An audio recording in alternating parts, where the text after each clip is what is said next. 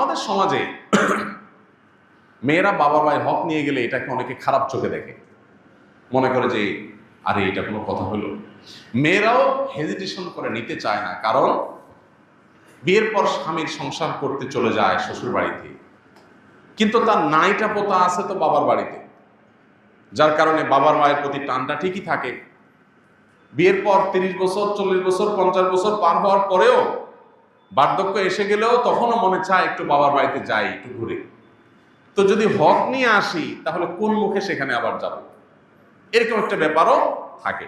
এবং সাধারণত আমাদের সমাজে কোনো মেয়ে বাবার বাড়ি থেকে হক টক নিয়ে গেলে, জমে জমে সব বোঝা নিয়ে গেলে, সে আসলে অনেক ছোট লোক ভাই আছে যারা মনে করে যে এখন আর সে কেন আসবে, বাগিনারা কেন আসবে, বোন কেন আসবে।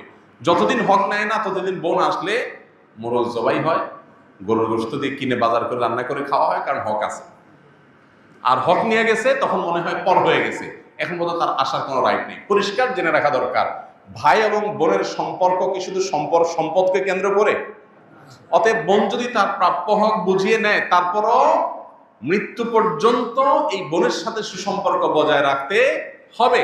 এবং বাবার বাড়িতে, ভাইয়ের বাড়িতে বেড়াইতে আসার অধিকার বোনের ঠিকই থাকবে। আবার ভাইরও কর্তব্য থাকবে বোনের বাড়িতে গিয়ে বেড়ানো এবং তাকে দেখা, খোঁজ খবর নেওয়া। এটার সাথে সম্পদ দেওয়া নেওয়ার কোনো সম্পর্ক নাই।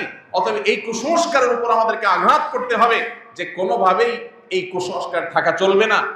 ভাইয়ের হক থেকে বা বাপের হক থেকে, সম্পদ থেকে বোন সম্পদ নিয়ে গেলে সেই বোন, সেই মেয়ে আর বাপের বাড়িতে আসতে পারে না, এটা সঠিক কথা নয়। বরং সম্পদ নিয়ে গেলেও আসতে পারবে, সম্পদ থাকার মধ্যে তো অবশ্যই আসতে পারবে, বলাই বাহুল্য।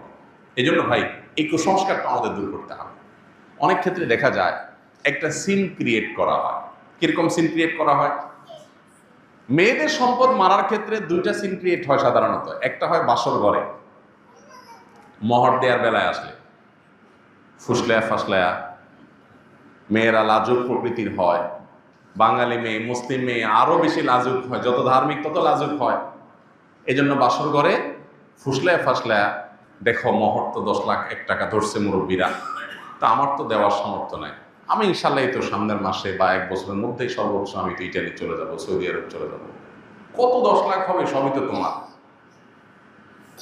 বউ তখন বেচারি শরমে পড়ে বলে যে আরে কি বলেন এই সময়, আমার কোনো দায় দাবি নেই এগুলা। এই যে মুখে না দাবি আদায় করে সিন ক্রিয়েট করে, একটা পরিবেশ ক্রিয়েট করে, এটা হলো আরেক বাটপারি।